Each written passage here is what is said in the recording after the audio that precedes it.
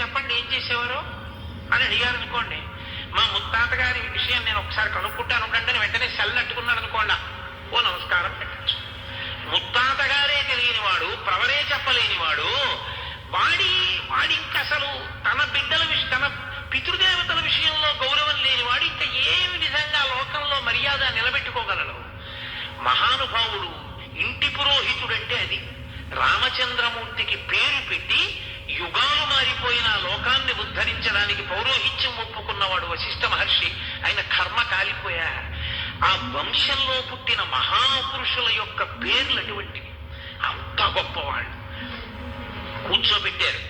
జనక మహారాజు గారి పక్షాన్న శతానందుడు అంటే సామాన్యుడు కాడు. గౌతమ మహర్షి అహల్య యొక్క సంతానం. శతానందుడు అటువైపు కూర్చున్నాడు. విశ్వామిత్ర వశిష్ఠ మహర్షులు ఇటువైపు కూర్చున్నారు. కూర్చుని వాళ్ళందరూ చెప్తున్నారు, ఇరువంశములు సరిపోతాయా? ఈ ఇద్దరు పిల్లలకి పెళ్లి చెయ్యొచ్చా? దశరథుడు జనకుడు బియ్యం అందచ్చా? అది అక్కడ నిర్ణయించవలసింది. అసలు దశరథ మహారాజు గారి వంశం ఏమిటి? దశరథ మహారాజు గారి వంశంలో పుట్టిన వాళ్ళు ఎవరు? దశరథుడు చెప్పుకోవడం కాదు. దశరథుడు చెప్పుకుంటే 10 మందిలో కొన్ని చెప్పచ్చు, చెప్పకపోవచ్చు. ఇంటి పురోహితుడు చెప్పాలి. పురోహితుడు అంటే పురము యొక్క హితమును కోరువాడు. అవతల పక్షాన్ని కూడా సంతోషంగా ఉండాలి. నిష్పక్షపాతంగా చెప్పగలిగిన వాడై ఉండాలి.